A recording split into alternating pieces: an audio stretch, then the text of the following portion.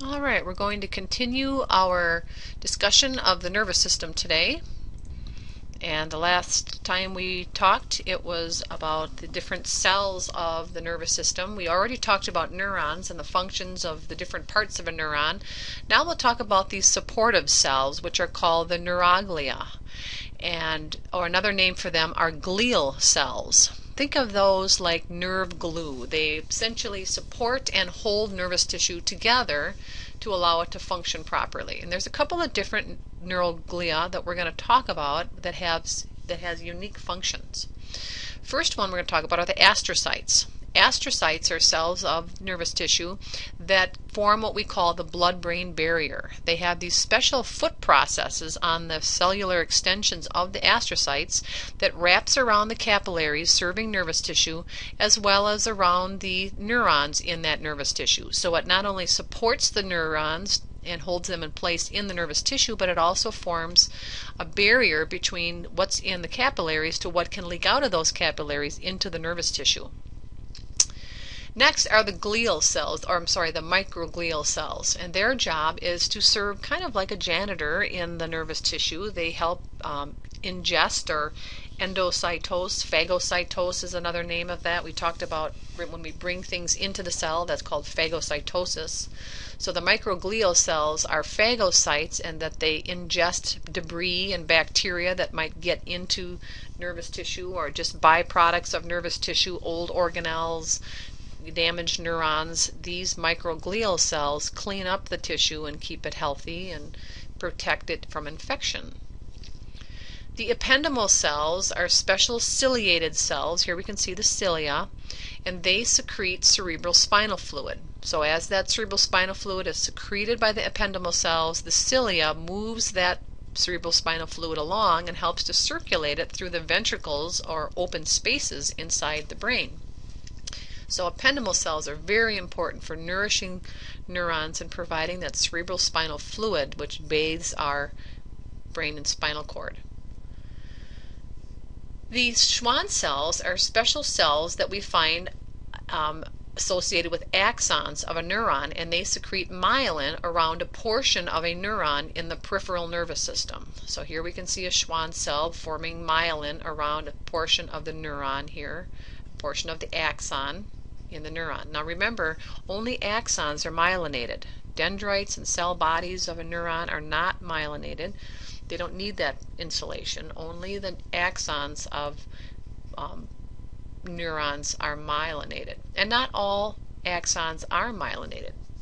Many are that are associated with nerves leading to and from muscles, for example, where we need a quick response and quick sensory information coming into the brain and spinal cord. So that's the Schwann cells. There's another type of cell that makes myelin in the nervous system, and that's the oligodendrocytes.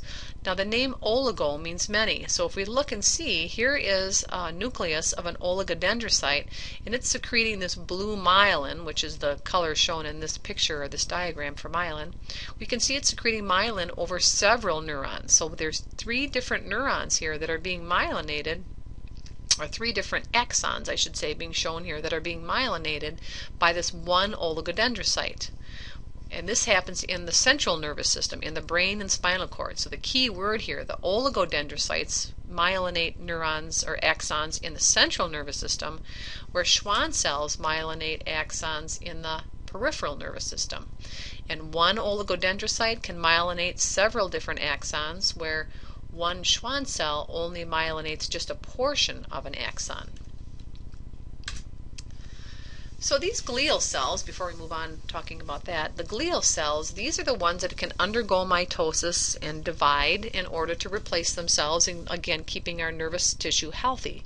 Neurons, on the other hand, cannot undergo mitosis very easily. If there's damage to an axon, for example, that part of the neuron can regenerate and repair itself, but the whole neuron cannot undergo mitosis once we're done growing and we're fully developed.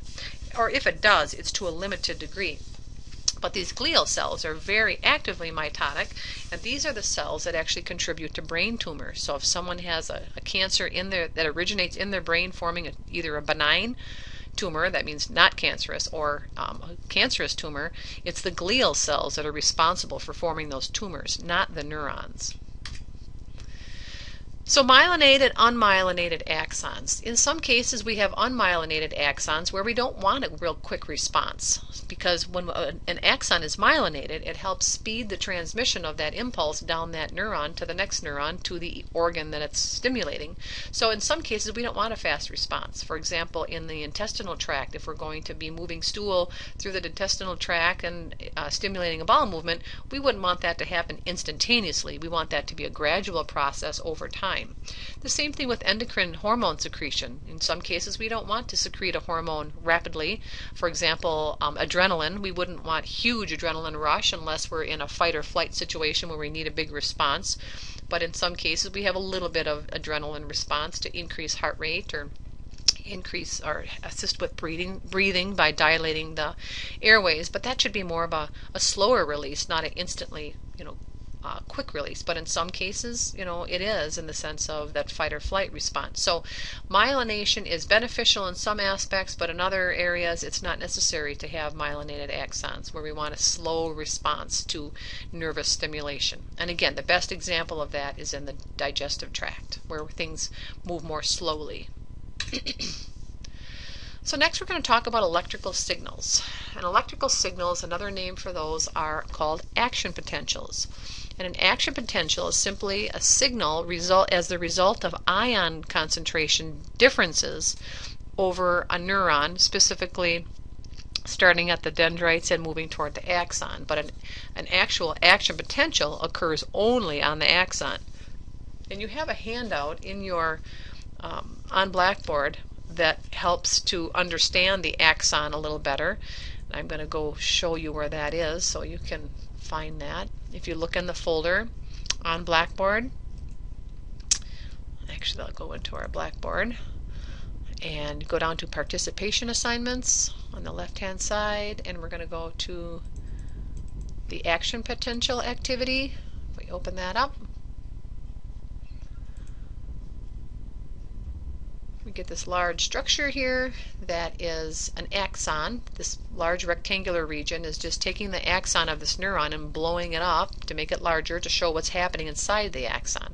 So here's the cell body and the dendrites. We have information coming into the axon, into the neuron this way, traveling down the axon, and then leaving via the axon terminals. So we're going to talk about what's happening in this portion of the neuron. This is a cell membrane here. So you can picture this outer part here is the membrane of the axon. And what we find embedded in the membrane of excitable cells like nerve and muscle cells, we find several different types of protein channels. These protein channels deal with sodium and potassium in particular.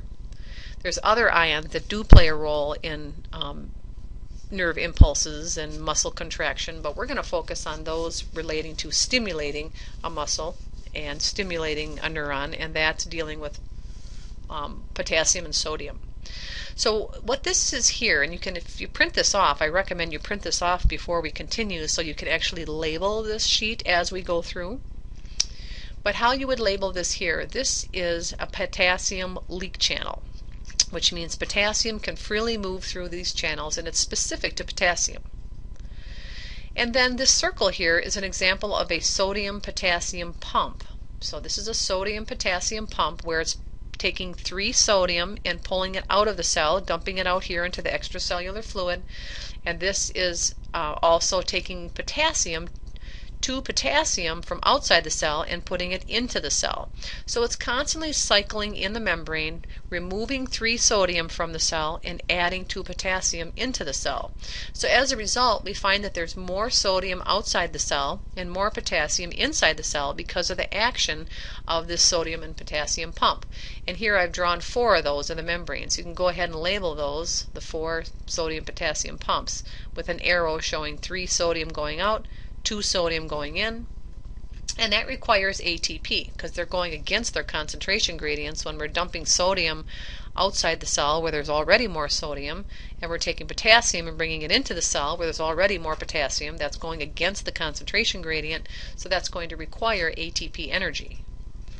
What we see here are gated channels. They have a door on them, the voltage gated channels to be specific, and these are potassium gated channels. Well, one is, and the other one is a sodium gated channel. So we have a voltage gated sodium channel here and a voltage gated potassium channel here. And there's many of these across the membrane, but I just drew in a few so we could focus on what's going on at each of these different types of channels. So again, this is a leak channel for potassium.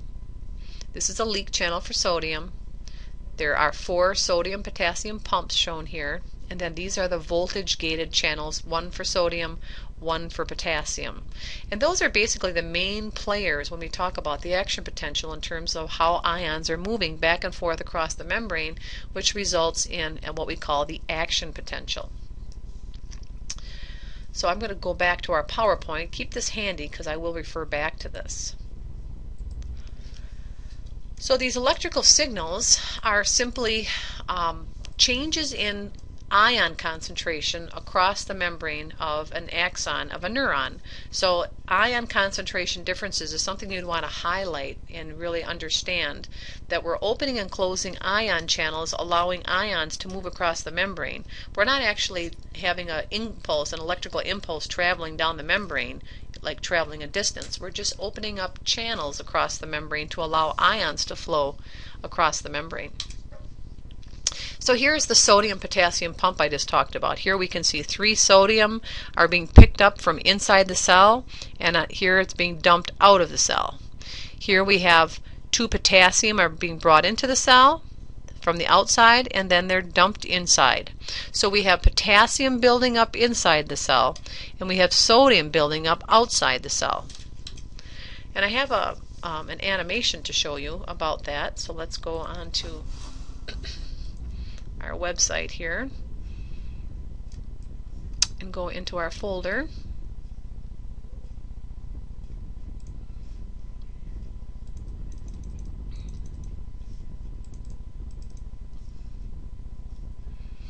This is a great video showing the action potential very nicely here, so we'll look and see what's going on here.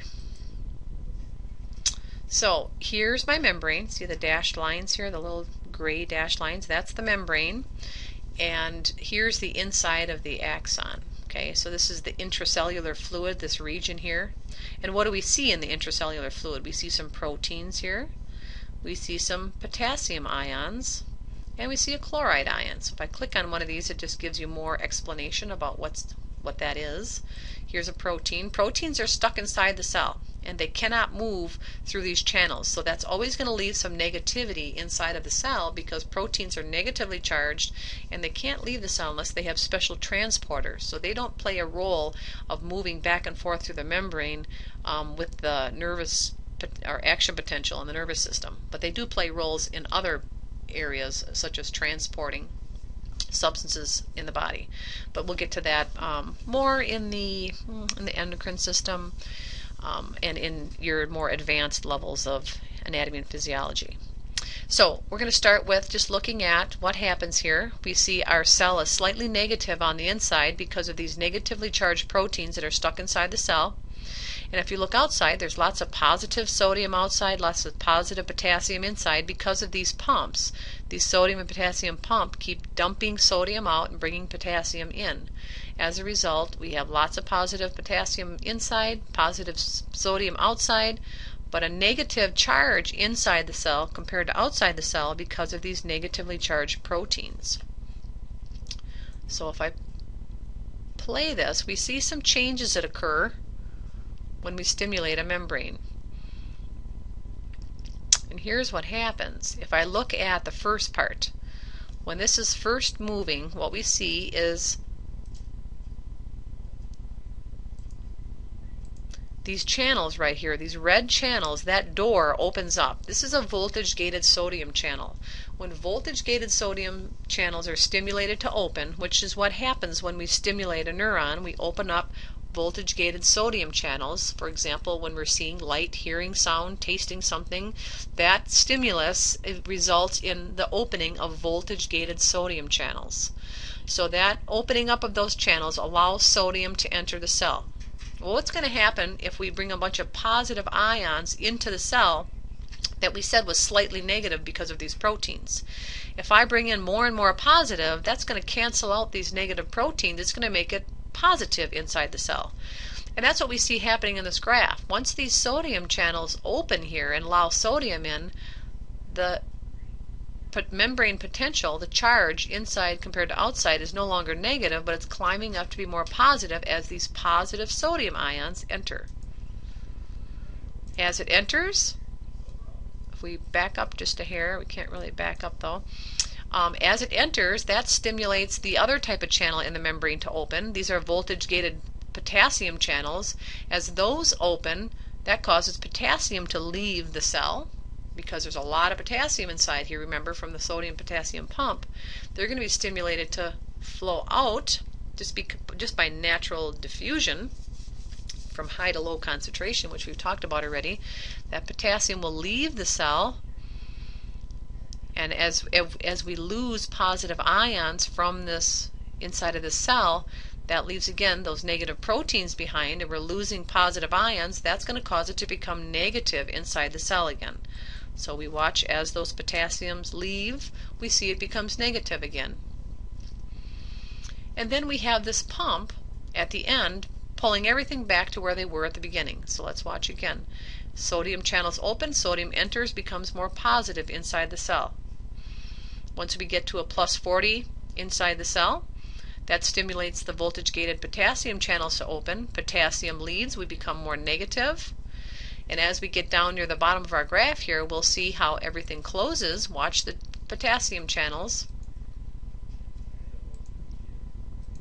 Now, as everything's closed in the membrane, what happens is these yellow sodium and potassium pumps are going to take 3 sodium from inside, 2 potassium from outside, and exchange them across the membrane.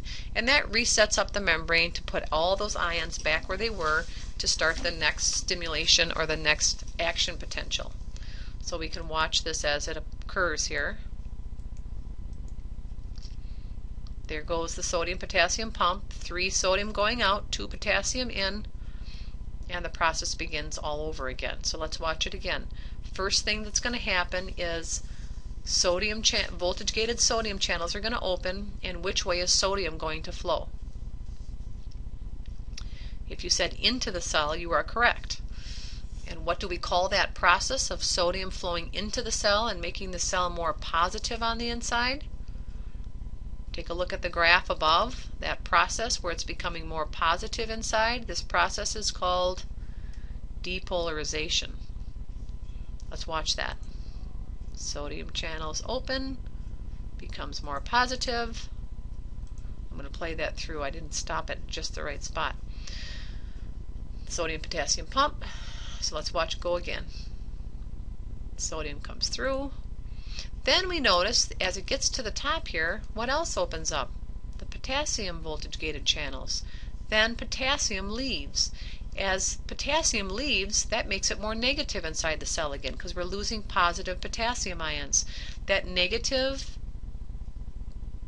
development of a negative charge inside the cell, we call that a repolarization. So once the sodium channels close and the potassium channels are open, we're going to see this graph start to drop downward toward the negative values because we're losing so many positive ions from the inside of the cell. Let's watch that happen. And then we get to the bottom here, we're going to find that we lose a little bit more potassium than we should have. Then the potassium channels will close and the pump is going to exchange the 3 sodium for the 2 potassium, and we're right back to where we were in the beginning. There's the pump, and we're back to where we are in the beginning. So I highly recommend that you run through this animation several times. Press on the different ions to read about them so you understand what each one's role is in the action potential. But a key thing to recognize here is there's this term called threshold, and what threshold is, it means that you have to have enough sodium entering the cell to reach this level where all the voltage-gated sodium channels open up.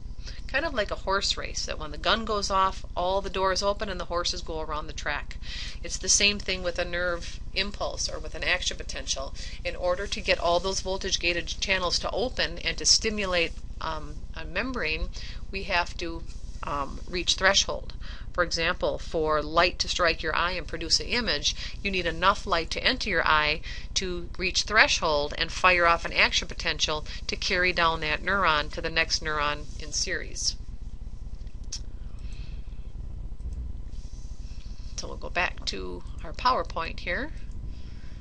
And just remember the different phases of the action potential. We have the resting membrane potential. Then we have a few sodium channels opening with stimulation, and once we reach threshold here, this level, whatever this number is, negative 55 is a common number that we give for this one. Once we reach negative 55, once we've let enough sodium in to make this, instead of negative 90, make it negative 55, then all the sodium channels open and we see this big steep rise called a depolarization. And remember, depolarization means sodium channels are open, the voltage-gated channels are open, and sodium is flowing into the cell, making it more positive. Once we get up to these positive potentials, then the sodium channels are stimulated to regulated, I should say, to close, and the potassium, the voltage-gated potassium channels open. As voltage-gated potassium channels open, potassium flows out of the cell, and we see as we lose positive potassium from inside the cell, we call that a repolarization because we're going back in the negative direction until all those potassium channels are closed at the very bottom. Then the sodium-potassium pump kicks in right here at the bottom, and it cleans up those ions, puts them back on the right side of the membrane, and we're back to resting potential to start another action potential. So it's very important for you to understand that a depolarization represents voltage-gated sodium channels being open, and sodium is flowing from outside of the cell to the inside of the cell, and the influx of positive ions is going to make it more positive inside the cell, and that's a depolarization. And on this side of the graph, it represents the potassium voltage-gated channels opening. Potassium is rapidly leaving the cells through those channels, and that loss of positive ion results in a negative environment, more negative environment inside the cell because of those negatively charged proteins. We call that repolarization. So depolarization, the cell is becoming more positive. Repolarization, the cell is becoming more negative again. And what ion is involved? In the case of depolarization with action potentials, it's sodium. Repolarization, we're looking at potassium. And sodium's flowing in, potassium flowing out. So these two terms really summarize what's going on with the action potential.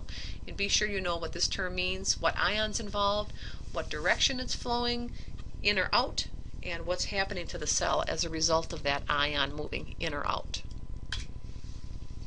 So that concludes our discussion of the action potential. Again, I recommend that you fill out that worksheet, and I'll post an answer key to that worksheet also to help you understand a little better the ions and the channels involved in the action potential. Thank you.